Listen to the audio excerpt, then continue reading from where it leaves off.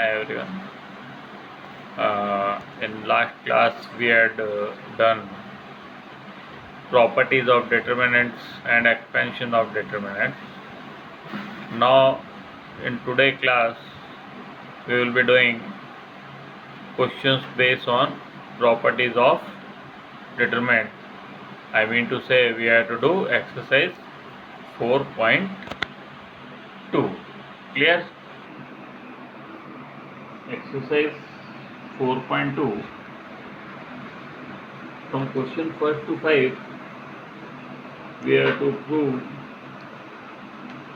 to using the properties of determinant and without expanding in problem 1 to 5 we have to prove the following questions.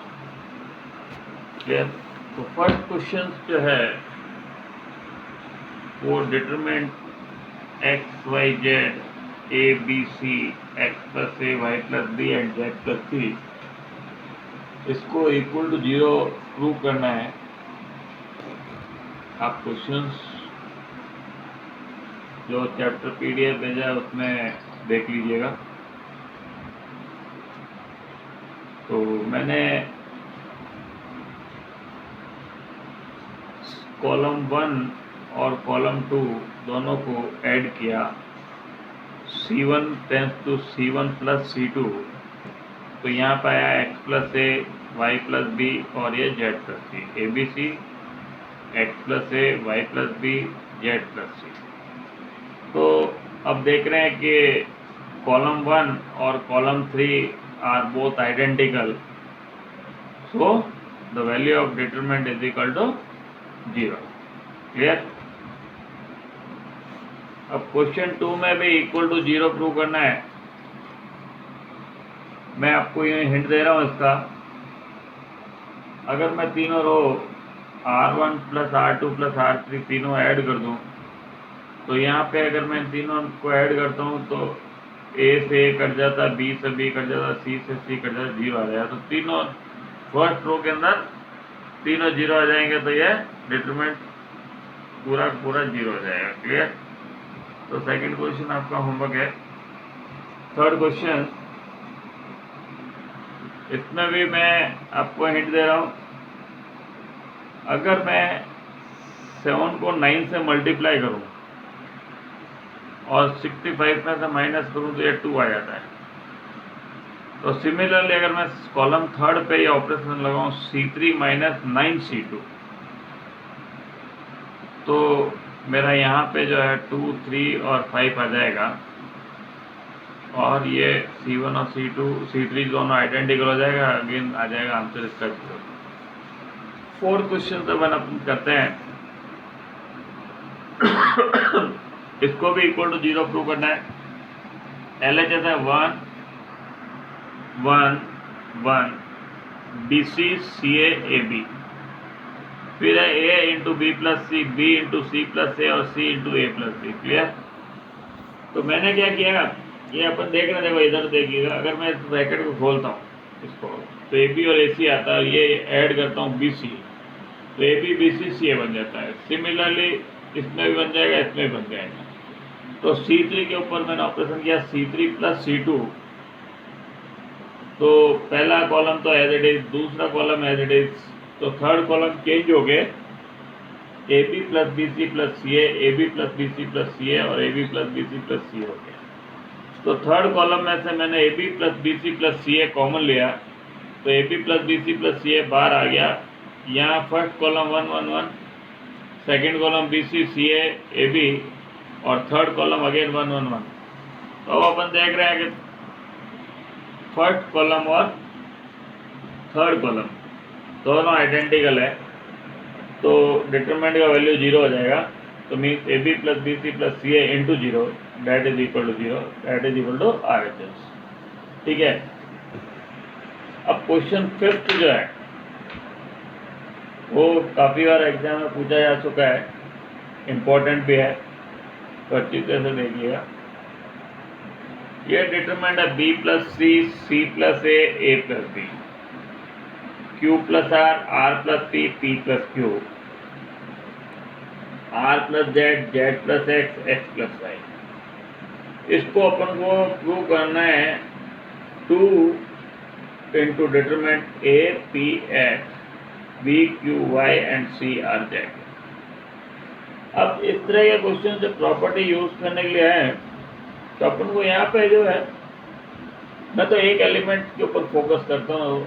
हमेशा determinant जो symmetric होता है, अगर अपन एक element पे focus करेंगे तो बाकी के सारे एलिमेंट अपने आप आ जाते हैं। तो मैं इस ए के ऊपर फोकस कर रहा हूँ, सिर्फ आंसर के अंदर सिर्फ ए पे फोकस कर रहा हूँ। तो अगर मैं ये रो के तीनों इस कॉलम फर्स्ट कॉलम के अंदर मेरे पास है B plus C plus A और ए प्लस बी। अगर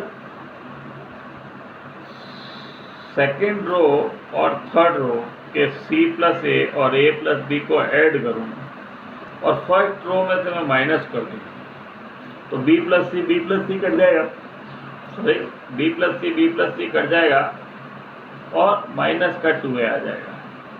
तो सिमिलरली सब कुछ जिस तरह से इसमें हुआ उस तरह से उसमें भी हो जाएगा। तो मैं रो 1 के ऊपर ऑपरेशन लगा और R1 LHS के अंदर माइनस R2 प्लस R3 ये लगाने से B प्लस सी से B प्लस सी कट गया और ये माइनस का 2a यहाँ आ गया। इसके अंदर Q प्लस R कट जाएगा और माइनस का 2p आ जाएगा और इसके अंदर माइनस 2x आ जाएगा। बाकी सेकेंड रो और third row as it is, C plus A R plus P Z plus X A plus B P plus Q X plus Y.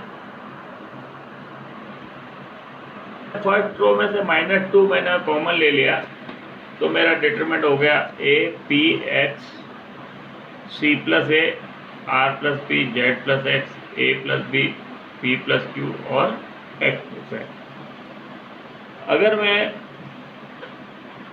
इसमें से ए को माइनस करूँ सी बचेगा, सिमिलरली दूसरे जो भी एलिमेंट बच जाएंगे।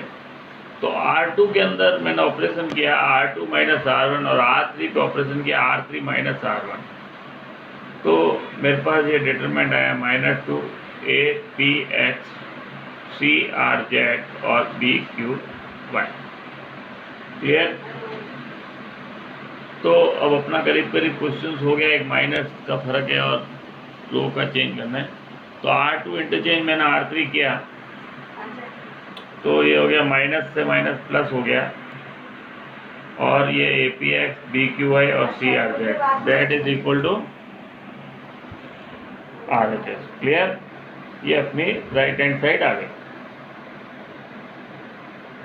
तो ये अपना क्वेश्चन 5th हो गया। अब क्वेश्चन 6 स्टार्ट करते हैं। अगेन क्वेश्चन 6 काफी इंपॉर्टेंट क्वेश्चन है। इसमें ये डिटरमिनेंट दिया हुआ है उसको इक्वल टू 0 लाना है। 0 a minus B minus A 0 minus C B C 0 is equal to 0।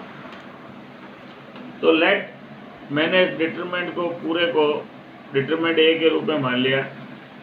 तो ये यूं क्यों लिख दिया, determinant A is equal to 0 a minus B minus A 0 minus C B C 0। अब मैंने क्या किया कि फर्स्ट रो के अंदर से माइनस कॉमन लिया, सेकेंड रो में से -1 कॉमन लिया, थर्ड रो में से -1 कॉमन लिया। तो minus minus one minus one minus one 3 बार आया तो -1 का क्यूब हो गया। ये फर्स्ट रो होगी इसकी 0 minus A B, second row होगी ए 0 एंड सी, ये माइनस बी माइनस सी और 0।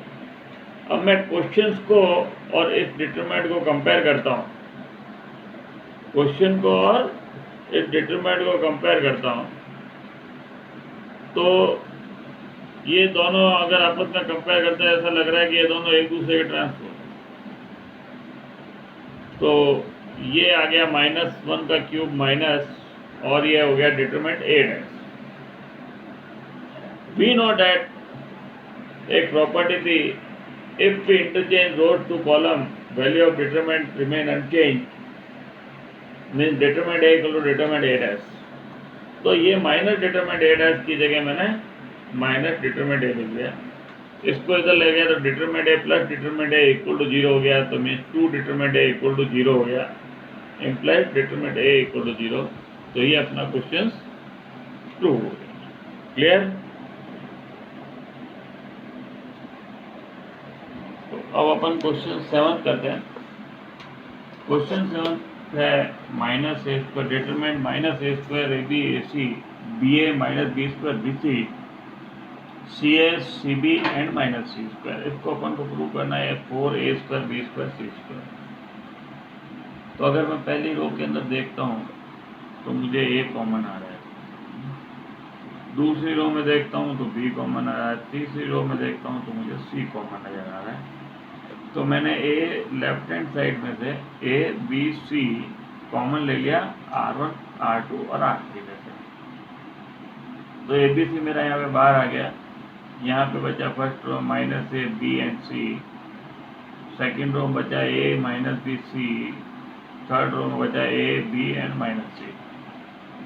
अब मैं फर्स्ट कॉलम में देख रहा हूँ तो ए कॉमन नजर आता है, सेकंड कॉलम में बी और थर्ड कॉलम में सी।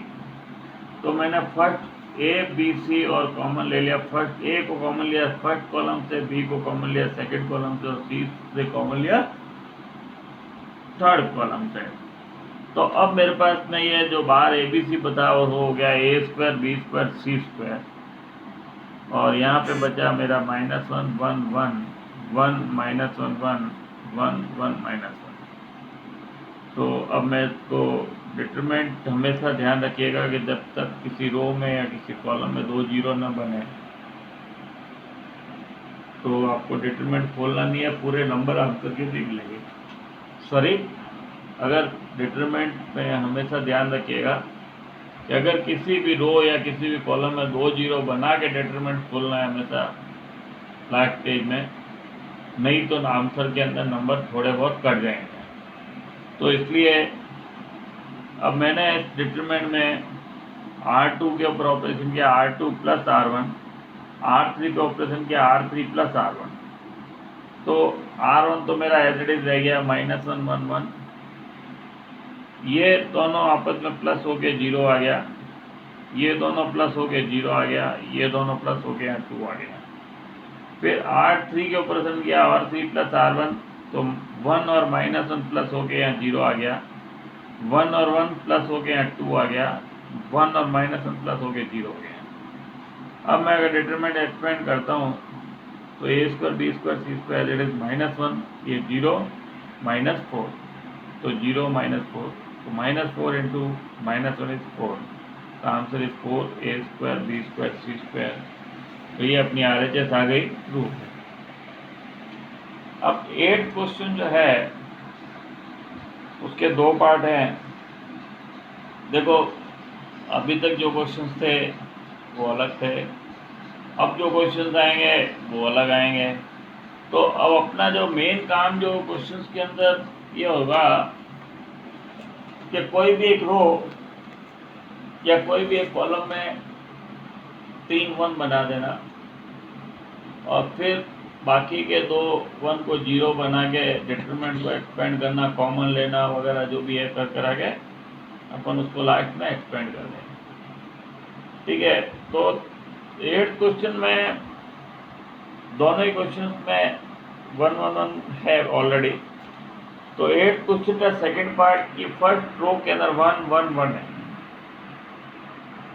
फिर है A B C A cube B cube C cube, और अपन को ये प्रूव करना है A minus B minus C minus A into A plus B plus C. मैंने LHS ले लिया 1 1 1 A B C A cube B cube C cube. अब मैं इस 1 में से इस 1 को माइनस करूँ तो 0 हो जाएगा, इस 1 से इस 1 को माइनस करूँ तो 0 हो जाएगा। तो मैं सेकेंड कॉलम और थर्ड कॉलम के ऊपर ऑपरेशन कर रहा हूँ।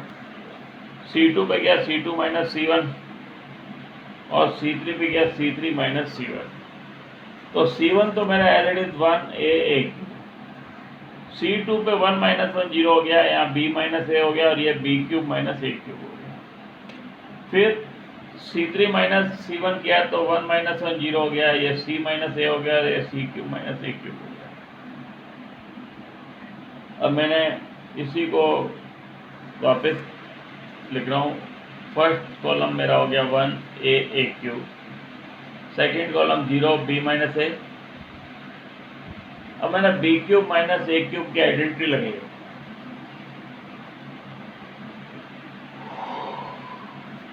सॉरी, अब मैंने B cube minus A cube की आइडेंटिटी लगाई है, तो B cube minus A cube की जगह लिखा है मैंने B minus A into B square plus A square plus B.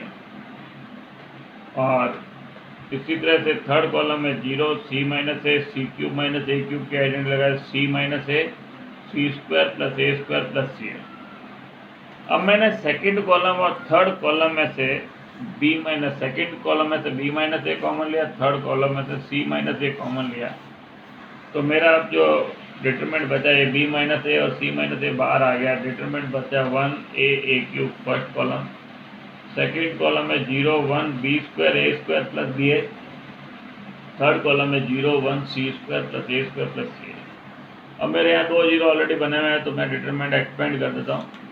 तो ये 1 into C square plus A square plus C A और B square plus A square plus B A into 1, ये दोनों आपस में माइनस होंगे, तो यहाँ आया 1 into C square plus A square plus C A minus का B square minus A square minus B.